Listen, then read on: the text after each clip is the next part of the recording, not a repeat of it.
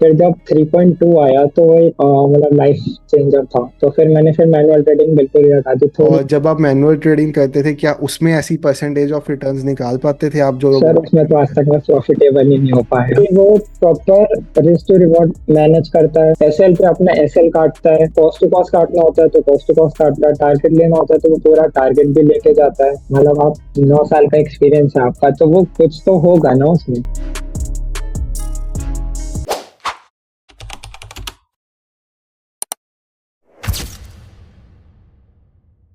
तो hello everyone, trade with संचित की एक नई सीरीज में जहां पे हम अपने रोबोटिक यूजर्स के साथ आपकी बात कर आए हैं, आप सबका बहुत बहुत स्वागत है।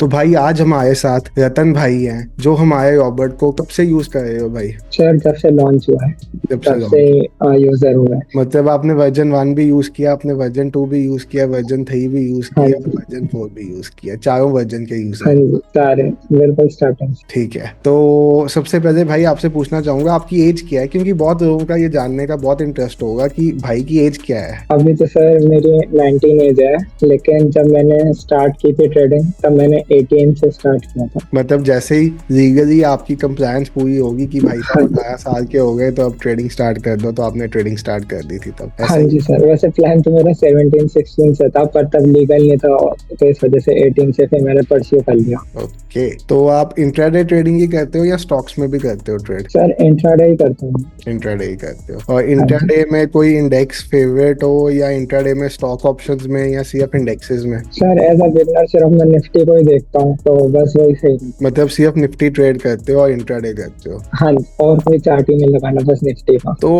अभी तक की ट्रेडिंग जर्नी कैसी जा रही है, पहले ये बताओ, फिर रोबोटिक जर्नी पे आएंगे। अभी तक की आपकी ऑप्शन ट्रेडिंग ट्रेडिंग की जर्नी जर्नी कैसी जा रही है? ट्रेडिंग करने तो सर अब मेरी जब से रोबोटिक चेंज हुई है तब से बहुत ही अच्छी जा रही है, क्योंकि जब मैं मैनुअल ट्रेडिंग शुरुआत में मैंने स्टार्ट की थी तो मैं एक अच्छी सी चीजों को अडॉप्ट नहीं कर पाता था। फिर मैंने आपका कोर्स भी बाय किया था, उससे मेरे को एक्सट्रीमली गुड नॉलेज मिली, तो उससे मेरा पूरा बेस क्लियर हो गया था। फिर हम्म। उसके बाद हर करके मैंने तो अपनी ट्रेडिंग मैनुअल स्टार्ट की थी, तो मैं बहुत सारे सेटअप्स के पीछे भागता था, रिस्क मैनेजमेंट नहीं हो पाता था। फिर जब मेरी रोबोटिक ट्रेडिंग स्टार्ट हुई तो V1 से मैंने स्टार्ट किया था, वर्जन 1 से। तो तब शुरुआत में तो मैंने स्ट्रगल किया था रोबोटिक ट्रेडिंग में भी, क्योंकि मैं मैनुअली इंटरवेंशन करता रहता था। फिर हल्के हल्के तो मैंने उसका सिस्टम समझा, फिर जब V3.2 आया तब से मैंने बिल्कुल ही मैनुअल ट्रेडिंग बंद कर दी और सब कुछ उसी के ऊपर छोड़ दिया, और तब से मैं एक successful profitable trader. Robotic trading launch करने के पीछे पर्पस भी तो हमारा यही था, 4 चीजों को सॉल्व करना: परफेक्ट टाइम पे entry exit, same setup, risk to reward management और साइकोलॉजी। यही चारों चीजों को हमने टारगेट किया रोबोटिक ट्रेडिंग, और मेरे हिसाब से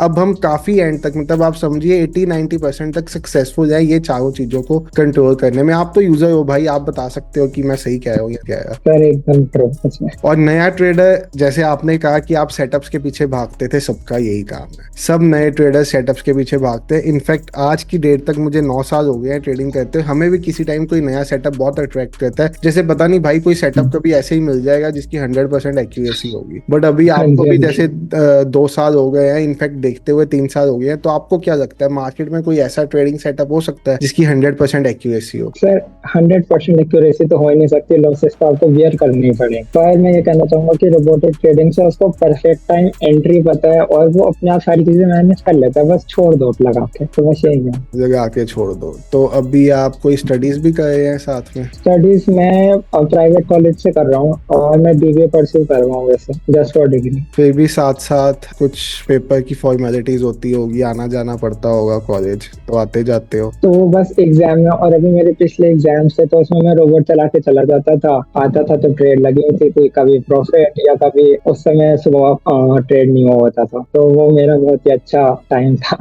मतलब सुबह आप ऑन कर जाते थे जाने से पहले, और बाकी हाँ जी। काम अपने आप आपके आने तक जो भी हुआ होता था वो आप एक्सेप्ट कर देते थे, चाहे छोटा लॉस हो हाँ चाहे हाँ। बड़ा। हाँ जी। हाँ जी। ठीक है, तो अभी तक की रोबोटिक ट्रेडिंग की जर्नी कैसी है? स्टार्ट करना V1 से और जाना V4 पे, एक एक वर्जन का बता के सबको चलना। अब हम हाँ V4 जी। पे आ चुके हो हैं, V3.2 भी अब आपके पास है, V4 कोई भी है, 2 और 1 तो हाँ बन चुके हुए हैं। बट मैं हाँ जी जल्दी सुनना चाहूंगा, क्योंकि मेरे लिए भी ये एज अ फीडबैक काम करेगा कि भाई रोबोटिक जो मेरे यूजर्स है वो भी फर्स्ट डे से, आपकी शायद अगर आप फर्स्ट डे से क्या हो तो आपकी फर्स्ट 100 में एनरोलमेंट होगी। हाँ, most probably one first fifty, मतलब फर्स्ट 50 में ही हुआ। हाँ जी। फर्स्ट 50 में ही थी एनरोलमेंट, ठीक है। तो इस हिसाब से भाई, अगर मैं आपको पूछना चाहूँ आपकी अभी तक की जर्नी रोबोटिक ट्रेडिंग की कैसी जा रही है, V1 V2 अभी V3 V4 सब कुछ।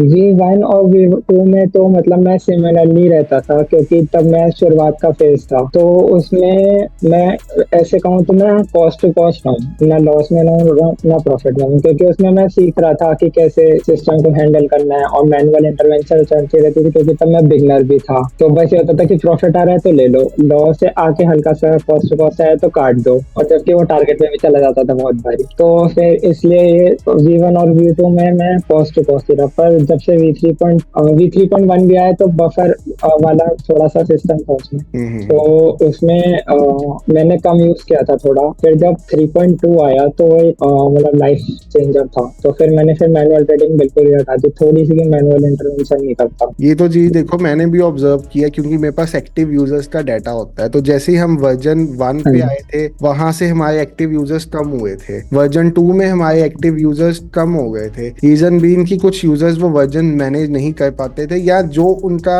माइंड में एक प्रॉफिट टारगेट होता था कि भाई मुझे मंथली ये ROI निकालना है, वो नहीं निकल पाता था रोबोटिक ट्रेडिंग से, साफ हाँ सी जी। बात है। क्योंकि वो दोनों वर्जन इंडिकेटर पे बेस्ड थे, वर्जन 2 में हल्का सा प्राइस जी एक्शन था, वर्जन 1 पूरा इंडिकेटर पे बेस्ड था, हाँ वर्जन जी। हाँ जी। 3.2 प्राइस एक्शन बेस्ड है, आपने देखा है। थोड़ा प्राइस एक्शन। हाँ जी। हाँ जी। स्विंग पे एंट्री होती है, स्विंग पे एंट्री का सिस्टम है, टाइम टू टाइम उसकी कंडीशन चेंज करके हम वर्जन में चेंजेस करते रहते हैं। जैसे आज भी हमने एक सेटिंग चेंज किया, हाँ आपने जी। probably देखी होगी वो सेटिंग्स। हाँ जी। हाँ जी, तो देखा था। आपका क्या, अब जैसे सेबी का डाटा है, जियो था का डाटा है कि ऑप्शन बायर लॉस करता है, उसके कारण आपने देखा होगा यूट्यूब पे हम जैसे सपोज मैं कोई भी वीडियो बना रहा हूँ, कोई लर्निंग वीडियो भी बना रहा हूँ, तो उसके नीचे भी हाँ उल्टे जी। सीधे कमेंट्स ही आते हैं कि भाई ये तो ऑप्शन बाइंग में तो प्रॉफिट बन ही नहीं सकता, ऑप्शन बाइंग में तो कुछ नहीं हो सकता, कोच से पैसा बनाया जाए, ऐसे बनाया जाए, वैसे बनाया हाँ जाए। जी। हाँ तो जी। क्या अब आपको 2 साल हो गए हैं ऑप्शन बाइंग करते हुए, क्या आप मानते हो कि ऑप्शन बाइंग से पैसा बनता है? सर, पैसा तो बहुत आराम से बन सकता है, बस उसे कंसिस्टेंटली फॉलो करने चाहिए अपने रोज। अब जैसे रोबोट जो है वो कंसिस्टेंटली अपने सेटअप को,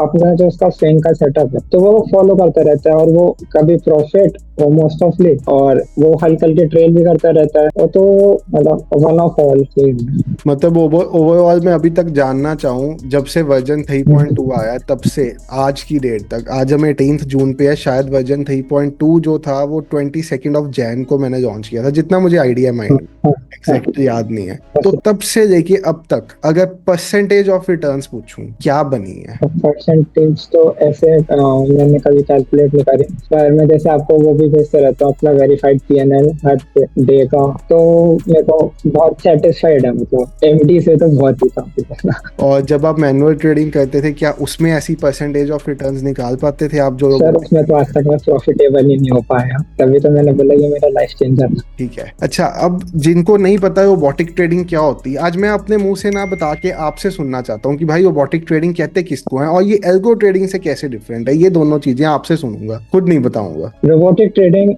ऐसा है कि वो, उसमें सबसे बढ़िया जो डिफरेंस है एल्गो ट्रेडिंग से रिलेटेड, वो ये है कि आप कंडीशंस के हिसाब से उसकी जो इनपुट्स है वो चेंज कर सकते हो, अब वो चाहे किसी भी चीज को लेके हो। और रोबोटिक ट्रेडिंग में मतलब आप मतलब अपने हिसाब से जैसे हर एक चीज को मैनेज कर सकते हो, टारगेट मैनेज कर सकते हो, और इनपुट्स में जैसे अब कंडीशंस तो ऐसे नहीं, पर पब्लिक चैनल पर आप वो बहुत अच्छे से मैनेज कर सकते हो in compare to algo trading. और जैसे आप भी यूट्यूब चैनल पे बोला है जैसे कि एल्गो ट्रेडिंग से मतलब ऑप्शन बाइंग में इतना कभी कुछ सक्सेसफुल नहीं हो पाया है आई गेस, तो रोबोटिक ट्रेडिंग से वो पॉसिबल हुआ है। और आई गेस इंडिया में सिर्फ आप जिसने ये चीज लॉन्च करी, तो उस चीज के लिए मैं बड़ा खुश हूँ कि हमने आपने लॉन्च ऐसी चीज लॉन्च करी। हमने लॉन्च की और कुछ लोगों ने कॉपी की। लॉन्च सर, कॉपी करने वाले तो बहुत आएंगे, पर ओरिजिनल तो ओरिजिनल ही रहता है। ओरिजिनल तो ओरिजिनल ही आएगा। अच्छा, अब ये आपने एक बता दिया रोबोटिक और एल्गो में फर्क क्या है, रोबोटिक ट्रेडिंग क्या होती है ये भी तो बता दो।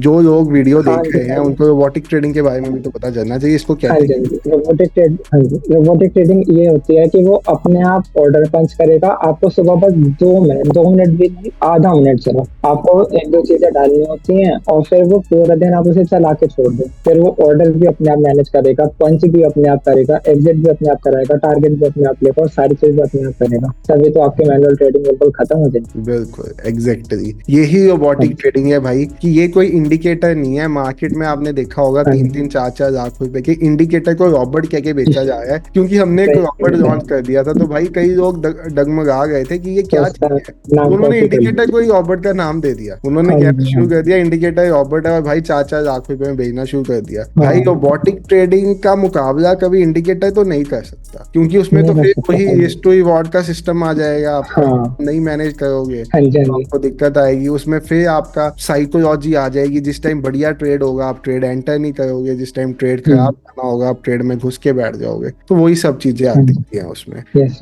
अच्छा, अब जो लोग रोबोटिक ट्रेडिंग में इंटरेस्टेड हैं, जिनको डाउट आता है रोबोटिक ट्रेडिंग के बारे में, जिनको लगता है कि रोबोटिक ट्रेडिंग से पैसा नहीं बन सकता, उनके लिए एक मैसेज आपकी तरफ से। सर रोबोटिक ट्रेडिंग से ऐसा हो नहीं सकता कि पैसा नहीं बन सकता, क्योंकि वो proper risk to reward manage करता है। एसएल पे अपना एसएल काटता है, कॉस्ट टू कॉस्ट काटना होता है तो कॉस्ट टू कॉस्ट काटता है, टारगेट लेना होता है तो वो पूरा टारगेट भी लेके जाता है। तो और वो कंसिस्टेंटली हर उसमें घुसेगा ही, अगर स्विंग टूटेगा तो वो ट्रेड में घुसेगा ही घुसेगा। ये तो पक्का है कि अगर रोबोटिक ट्रेडिंग को आप बिल्कुल सेटिंग्स के साथ सब कुछ अच्छे से मैनेज करते हो, मैनुअल इंटरवेंशन नहीं करते हो, तो आप प्रॉफिटेबल रहो एट क्या द एंड ऑफ द। क्या आपके साथ भी किसी टाइम पे ऐसा होता था कि आपने एक सेटअप में एक एंट्री डिफाइन की होती थी कि मैं इस लेवल के टूटने पे एंट्री करूंगा, आप सोचते रह जाते थे, एंट्री नहीं करते थे, और मार्केट जब हाँ, बहुत ऊपर जाता था आप फोमो एंट्री कर हाँ देते थे जी, कि भाई मैं तो अब एंटर हो जाऊं, देखी जाएगी अब जो भी होगा, हाँ बिना जी। स्टॉप लॉस के। और बहुत बहुत बार ऐसा ही होता था कि मैं सोचता था एक टिक ऊपर मारे तब लूंगा, उतनी देर में वो मूवी चला जाता था, उतनी देर में चला जाता था, और और मैं ऊपर बाय कर लेता था। जाने के बाद ऊपर बाय कर देते थे। सबके साथ यही होता हाँ है। तो भाई देखो, सबके लिए एक ही मैसेज है, ऑप्शन बाइंग में प्रॉफिटेबल होने के 4 तरीके हैं। परफेक्ट टाइम पे एंट्री एग्जिट हमने रॉबर्ट के साथ कर दी सॉल्व, ठीक है भाई।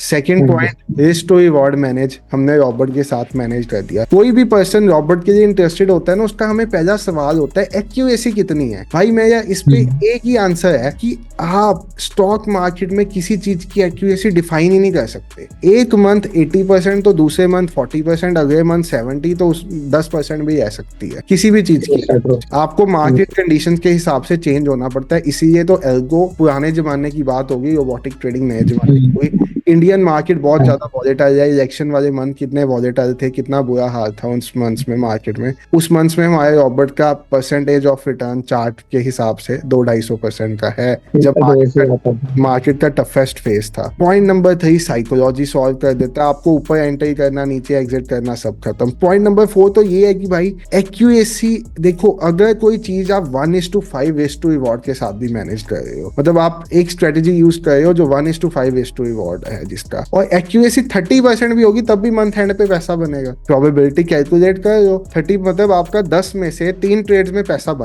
बना 4 गुना, मतलब 12 रुपए आपने बनाए, और 7 ट्रेड में आपका 1 रुपया किया, मतलब 7 रुपीज आपने लॉस किए। 1 रुपये हमने ब्रोकर का खर्चा डाल दिया, 8 रुपए आपने लॉस किए, तो भी आप नेट 4 रुपए मंथ एंड पे घर लेके जा रहे हो। और वो 4 रुपीज की इंपॉर्टेंस ही क्या होती है, वही अगर ट्रेडर जान जाए ना, तो भाई सब ऑप्शन बाइंग में सक्सेसफुल बन जाए। हाँ जी।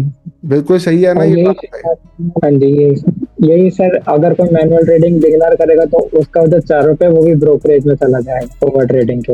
अब एक बहुत ज्यादा ना पिछले कुछ दिनों से मैसेजेस आते हैं कि आपका रॉबर्ट बहुत ज्यादा हाई प्राइस्ड, मतलब बहुत ज्यादा हाई प्राइस आपने रखा हुआ है, तो इस पे आपका क्या कहना है भाई? मेरा, क्योंकि हमारा मानना है कि हमारी तो जो प्रोडक्ट कॉस्ट है, हम एक लाइफ टाइम प्रोडक्ट दे रहे हैं, हमने सपोर्ट देनी है, हमने कई चीजें देनी है, हमारी तो जो प्रोडक्ट कॉस्ट है वो बहुत कम है। बट एक यूजर के पर्सपेक्टिव से जानना चाहता हूँ कि भाई ये कम है या ज्यादा है, हमको इस पे सोचना चाहिए या क्या करना चाहिए, इस पे क्या कहते हो आप? सर जो प्रोडक्ट का कॉस्ट है इस समय पे वो आप मान लीजिए कि अगर कोई भी यूजर उसे ढंग से यूज करेगा ना, तो वो 1 से 1.5 महीने में आराम से उसका पूरा ROI कर सकता है 100%। और उसी के अगर उसमें इंडिकेटर देखें हम, जो 3-3, 4-4 लाख के बिकते हैं जिनका कुछ वो भी नहीं, तो उसके कंपैरिजन में तो सर बहुत ही मतलब अच्छा प्राइस है। और लाइक ऐसा भी नहीं है कि बहुत ज्यादा कर रखा है या बहुत कम, बिल्कुल मिनिमल प्राइस है जो बिल्कुल एक्यूरेट।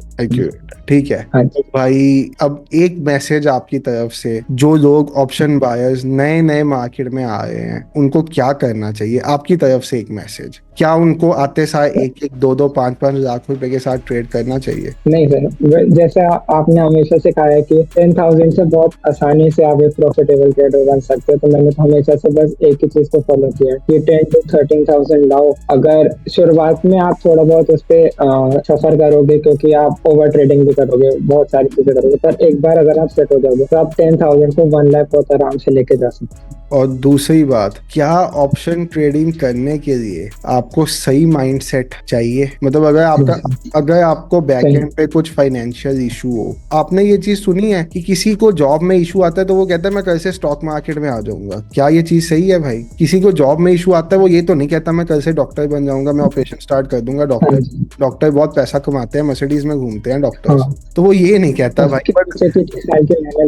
हाँ, बट कोई भी बंदा जिसको जॉब में प्रॉब्लम आती है, लाइफ में फाइनेंशियल इशू आता है, वो कहता है मैं सुबह से ऑप्शन ट्रेडर, स्टॉक मार्केट।